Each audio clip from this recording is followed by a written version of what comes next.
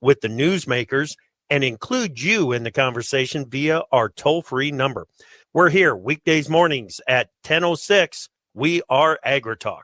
Craig's Realtors continues to be the market leader in Christian County, closing more sales in the first half of 2024 than anyone else. Owner Steve Craig's here, inviting you to let us work for you by clicking on my icon at TaylorvilleDailyNews.com. With over 8 hours a day of agriculture programming weekdays and 2 hours on Saturdays, WTIM AM, FM, and online is your ag information station. Listen by tuning in on air or online, and listen to WTIM Ag podcasts anytime. Your information station, WTIM. You're listening to WTIM and our morning show from our Taylorville studios. The WTIM morning show is brought to you by our title sponsor and People's Bank and Trust, where they put people first, and that goes hand in hand with Landmark of Taylorville. I'm your host, Grayson Bauman, and our guest in this segment is State Senator Steve McClure. Senator McClure, how are you this morning? I'm well. Good to be with you. Well, thank you so much for joining us. And we have a whole heck of a lot to be able to talk about here. And the first thing that I'd like to start with is a press conference that you recently hosted. And if you would, could you run myself and listeners through that and what that press conference was really all about? Sure. So a few weeks ago, I had an immigration advocate who goes and volunteers in different state areas where people can get help with filling out paperwork and documents and things. And he told me that all of the non-citizens in 2 different offices downstate, and they're the only 2 that he visits, were receiving voter registration forms from the state of Illinois.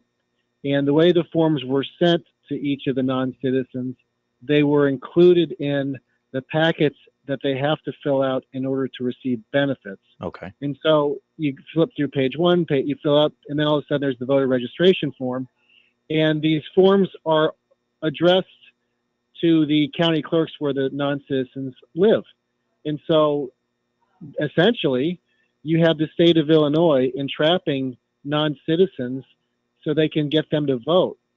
And once a non-citizen sends a form to register to vote to a county clerk that's been signed, that by itself is a offense that will cause them to potentially be deported, and also make it so that they will never become citizens, because under federal law, it is illegal for a non-citizen to vote in a federal election. And under state law, our state constitution says that in order to vote in a state election, you've got to be a U.S. citizen as well.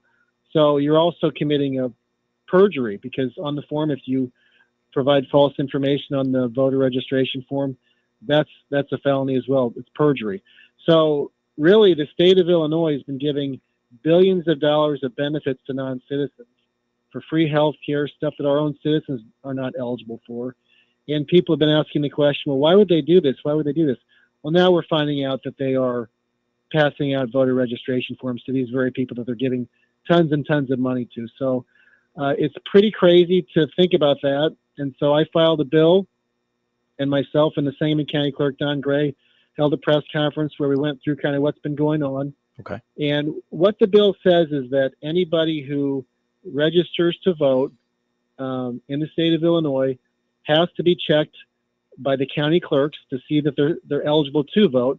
And right now, the county clerks cannot access information that lets them know whether or not someone is a citizen.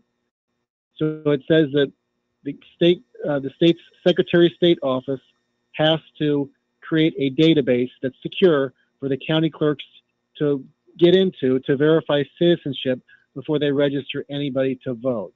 And that's kind of the gist of it, because at the same time that these voter registration forms have been going out to non-citizens, in July of last year, a new driver's license took effect where the driver's license that a non-citizen has is exactly the same as a citizen has. Previous to that, there was a little marking or color that was on the driver's license that let county clerks know, for example, okay, this is a citizen or this is not a citizen. Okay. Well, now if a non-citizen shows up to register to vote with one of these forms that the state provides them, the county clerks have no way of telling the difference between the driver's license of a citizen or a non-citizen. So if they show their driver's license and have this form, then the county clerks have to register them to vote, and they have no way to verify citizenship. And on top of that, when we called the Secretary of State's office to inquire about this, they said that they refused to give that information to the county clerks, and they also refused to give that information to law enforcement. In other words, right now, with all the potential non-citizens on our voter rolls, there's no way for police to investigate whether or not a person is or is not a citizen, and there's no way for the county clerks to verify citizenship before they register someone to vote. So my bill would fix all of that, and it's Senate Bill number 59, and I'm hoping that we can get some more traction, some more movement, because we got a lot of press when we had the press conference, including in Chicago, including in Southern Illinois, Central Illinois, all over the state. And so we just have to keep the momentum going to get this problem addressed. Absolutely. And a big problem that could potentially have. And a main concern for you is also that, you would be required to be deported if that were the case. And then that you were to vote, not only in a federal election, but obviously not allowed to do so in a state election. So not only by doing so, it's a little irresponsible maybe on your end, or what you might say is irresponsible to allow for that. And especially if there is a miscommunication or a misunderstanding of the forms that are being presented to them. My question for you, Senator McClure, have you gotten a response to this bill yet? I know you were awaiting that from not only the Pritzker administration, but also from the IDHS. Is that still something you're awaiting?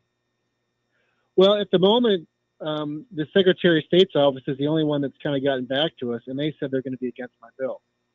And I think you have to ask the question, why?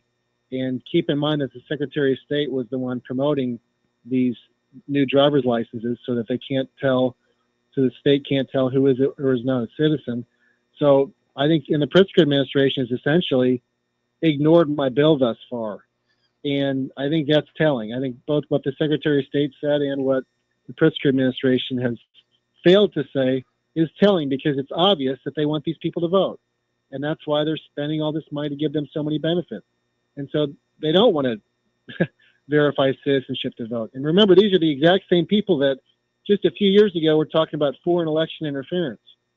And now they want all the foreign election interference they can get, as long as they're voting for the Democratic Party. And that's kind of what the whole point of this, all these changing laws are. And there was a new law that we just voted on in the General Assembly that deals in this exact same area, where non-citizens can now come into the state of Illinois, stay for 3 months, and then legally change their name, and then on top of that, the name change itself is hidden from public record. So in other words, you could have somebody come in that's a non-citizen that has committed crimes in other countries, and they totally whitewash their history, and that makes them very difficult to find for federal agents, for ICE. It also makes it very difficult for us to figure out if this person is safe to be in our country or not.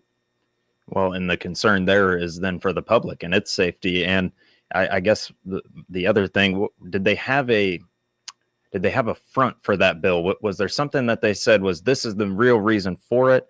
And then all of a sudden they kind of reeled back and allowed for immigrants and non-citizens to do so. Was there a purpose other than for non-citizens to be able to make that name change after that 3 months?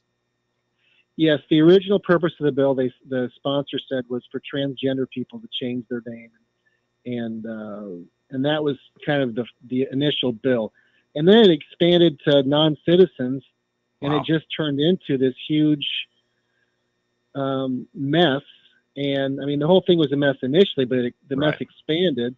But again, it seems like all of these laws are being passed with a purpose, and that purpose is to get as many non-citizens here as possible, the Democratic Party, and then have them vote. And that seems like the whole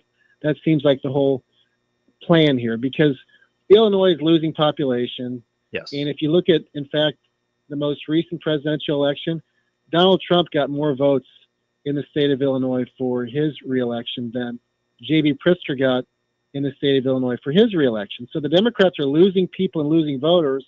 And so how are they going to make up the gap? Well, to try to bring in lots of non-citizens into the state and then give them all kinds of massive government benefits and shield them. And then what are they expecting in return? Well, they expect them to vote for the Democrat Party. Yeah, and the harm there is not only for the economy or public safety, but also on the taxpayers' wallets. You hear a lot of folks downstate, especially, that raise concern about that, and whether or not that's being heard upstate is maybe another question. But right now, I have State Senator Steve McClure on the line right now here on the WTIM Morning Show. Senator McClure, we've talked about the name change bill as it's been coined. We've talked a little bit about the lame duck session. I'd love to get your thoughts on some other things as we head into segment number 2. This WTIM Morning Show segment is brought to you by not only People's Bank and Trust, but Landmark of Taylorville. And we'll be right back with Senator Steve McClure on WTIM, your information station. Your information station, WTIM.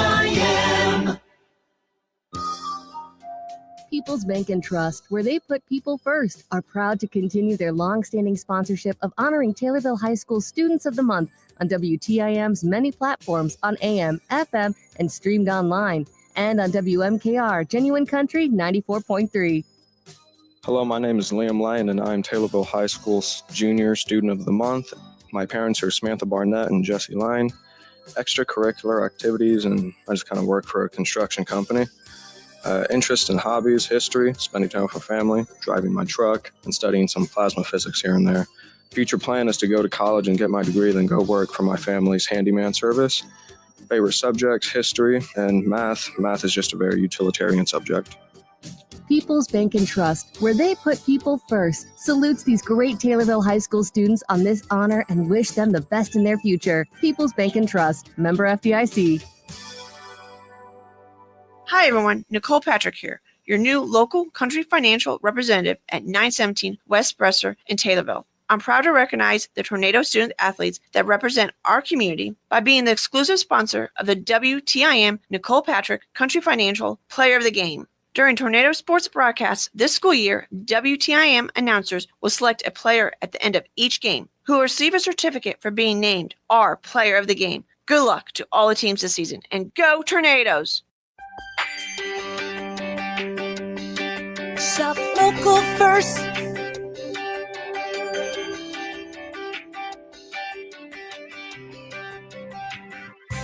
Think about what a huge impact local shopping has on our local economy when our money stays at home versus shopping via the internet or with the big box stores. Your dollars get turned over several times, benefiting our communities. The Miller Media Group and these local businesses encourage you to shop local first. Davis Family McDonald's, located in Taylorville, Pana, Shelbyville. I'm loving it. These local businesses and the Miller Media Group ask you to shop local first.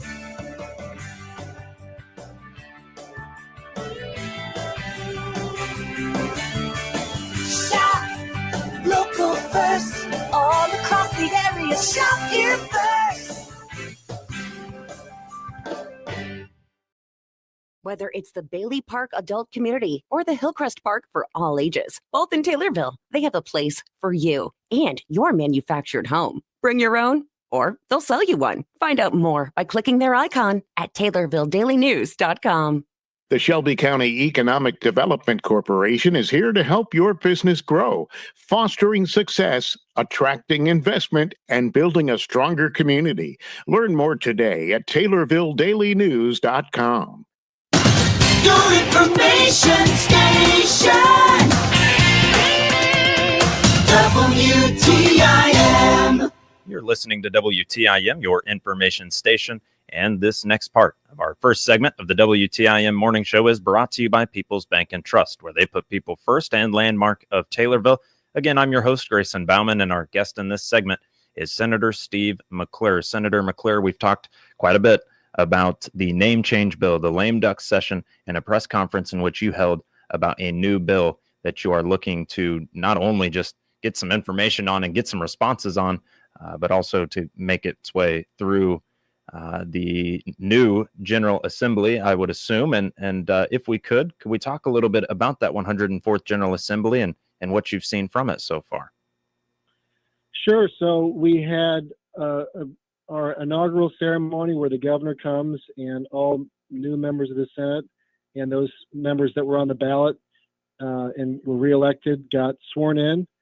And that was our first time in the actual Senate chamber in the Capitol in about 2.5 years for those of your listeners that don't know, downtown Springfield has had a lot of renovations and construction going on, but the biggest project, other than the transportation hub, has been at the state capitol, where they're building a new visitor center, an underground parking lot, and they've been renovating the north wing of the capitol, which includes the chamber, which includes offices. And so I've actually been in the Stratton building for the last 2.5 years, and I'm still in the Stratton building. Usually every Senate office is in the actual capitol. And we've been meeting in the Howlett building, which is right behind the capitol, in an old auditorium that was turned into a makeshift Senate chamber. And so we've been there, and now we're back on the Senate floor, the actual Senate floor in the Capitol, and it's different a little bit. There's a new skylight, which is restoring an old skylight from when the Capitol was first built. The reason why there wasn't a skylight was because there was a fire many years ago, and after that fire, they took out the skylight and they just put a regular roof on top of it. But now this has been restored, and they've also expanded the women's bathroom and taken out the phone booths that were on both sides of the chamber, and they've expanded the break room. But the real meat of the renovations and restoration is in the pipes that are in the wall, so you can't see. The pipes essentially were getting more and more expensive to fix as the years go on, and so we had to, the Capitol people that deal with these issues had to fix the pipes because it was going to become an emergency, and it was going to be really bad for the Capitol and even more expensive. And so the internal piping has been fixed. And so we're back in the chamber. It's great to be back in the chamber.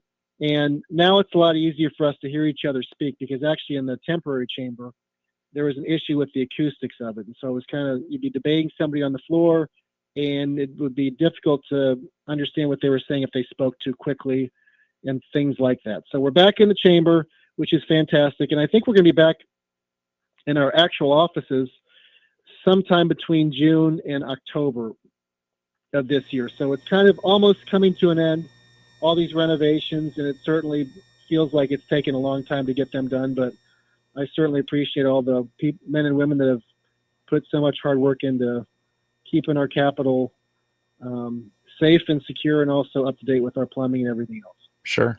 And I appreciate you mentioning them at the end there as well. And Senator McClure, probably happy to be back in what you'll call your pseudo home, because, you know, as you mentioned too, not being able to hear some of your constituents, some of those others, representatives, especially in a debate type setting.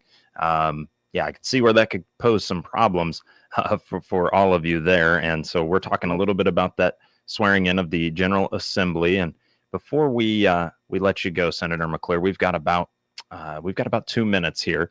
I'd love to know if we could tie this whole interview into something locally. There's something big that's on your mind, and I'd love for you to be able to share that with our listeners.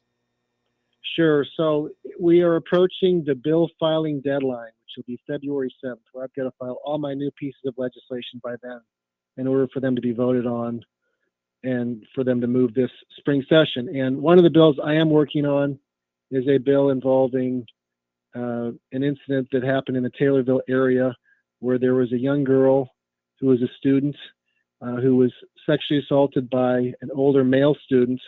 And the younger girl was punished essentially because she was moved to a different school bus. She was moved to the younger kids' bus. And the person who was the perpetrator did not really face much of any punishment at all at the time that this originally happened. And my understanding is the abuse occurred multiple times.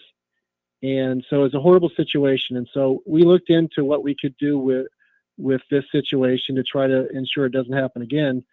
And did you know that under Illinois law, if a student is caught at a school or at a school event or a event that one could reasonably assume was a school event with a weapon, even if those are a pair of brass knuckles, and even if they're unused, even if they remain in their book bag, that student is expelled for at least a year. Well, and yet there was no such provision for sexual assault to take place at a school event or on school campus or at a school related event. And so this bill is going to say that if a sexual assault occurs, then the perpetrator must be expelled for at least 1 year. Well, And so that's kind of what we're going to be dealing with in just a few weeks. Absolutely. Senator Steve McClure, thank you so much for your time today. Thank you for your focus not only on our community, but the state overall. And a big thanks to our sponsors in People's Bank and Trust and Landmark of Taylorville. This has been the WTIM Morning Show with Senator Steve McClure. Your information station, WTIM. The Big 870 WTIM Assumption Taylorville, 96.1 W241 CF Taylorville, 107.5 W298 CD Shelbyville, 107.9 W300 EH Payne and Nokomis. California wildfires continue to rage. They're being driven by powerful winds.